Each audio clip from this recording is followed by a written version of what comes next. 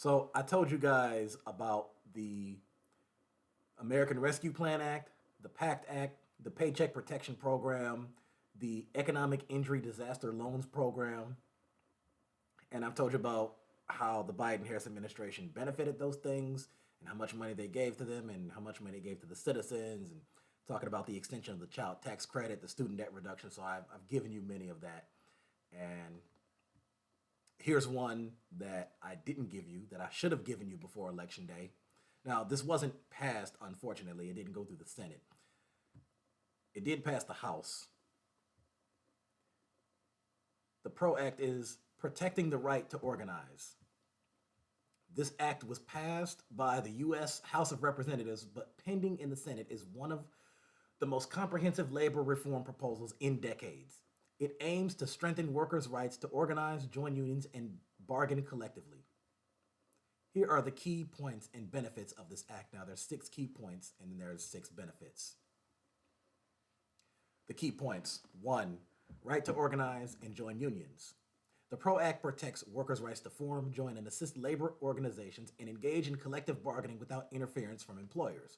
Now, collective bargaining means that you have the workers where they negotiate with management to increase wages and bring about other benefits, and it sets the benefits for an industry across an entire nation. Tim Walz did that in Minnesota with the nursing home workers. It strengthens the National Labor Relations Act, NLRA, to prevent employers from penalizing or retaliating against employees involved in union activities. Two, limits on employer interference. The PRO Act restricts employers from holding captive audience meetings where employees are required to listen to anti union messages. Employers are required to disclose spending on anti union consultants, making the cost and extent of an anti union efforts more transparent.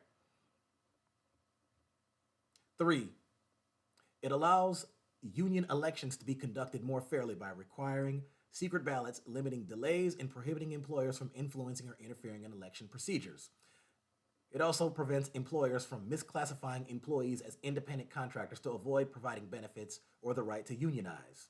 Four, it establishes financial penalties for employers who violate workers' rights under the NLRA, including potential fines and compensation for affected employees. Workers are given the right to sue employers directly if they face discrimination for union activities, a significant change from the current, more limited recourse under the NLRA.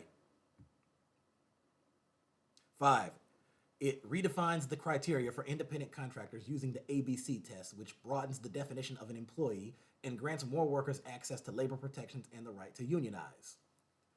Six,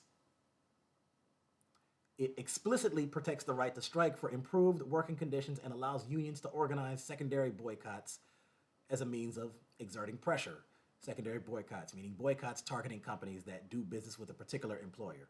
Now, here are the six major benefits of it. One, strengthen collective bargaining power. By making it easier to form unions and removing employer imposed obstacles, this act empowers workers to negotiate better wages, benefits, and working conditions. Two, increased worker protections. With enhanced protections against retaliation, workers can engage in organizing without fear of losing their jobs or facing other punitive measures. Three, better wages and benefits. Unionized workers generally receive higher wages, more benefits, and safer working conditions than non unionized workers. By facilitating union membership, the PRO Act helps improve workers' economic security and quality of life. Four, addressing inequality. This act aims to reduce economic inequality by promoting union membership, especially for women, minorities, and low wage workers who benefit disproportionately from union protections. Five, enhanced employee rights in the gig economy. For gig workers and those classified as independent contractors, the PRO Act provides a pathway to rights and benefits that are usually reserved for employees, including collective bargaining. Six, stronger enforcement. By establishing penalties and giving workers the ability to pursue claims about employers, the PRO Act ensures that violations of workers' rights are taken more seriously and are less likely to go unpunished. This act represents a substantial update to U.S. labor law, aiming to balance power between workers and employers and to adapt to the challenges of a modern, evolving workforce. So now that I've given you that, That leads me to some things that I'm going to say in the next video.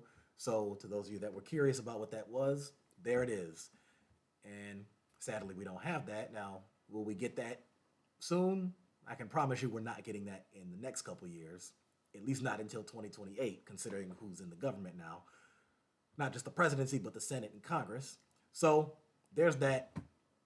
Just keeping people informed. So like, comment, subscribe to the YouTube. Stay tuned.